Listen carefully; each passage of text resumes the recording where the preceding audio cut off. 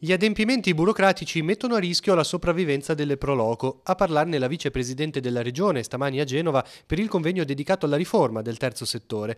Le associazioni, 166 in tutta la Liguria, sono un patrimonio, eppure la parte burocratica rischia di diventare prevalente rispetto alle attività sul territorio.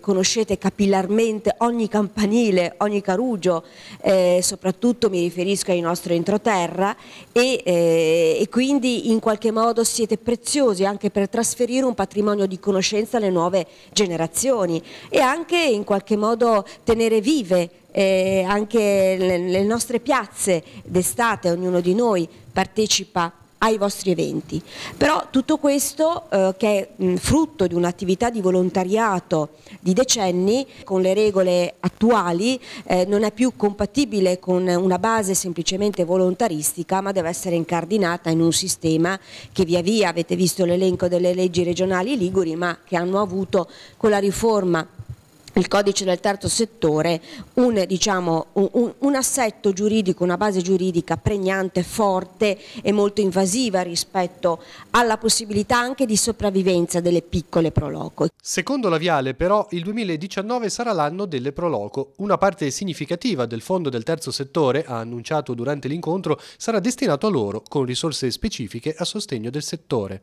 Potremmo individuare un filone invece anche di finanziamento rispetto al budget a sostegno delle attività delle Pro Loco, però chiaramente un accompagnamento per valorizzare ciò che c'è, per dargli un aiuto di sopravvivenza, potremo insieme percorrerlo.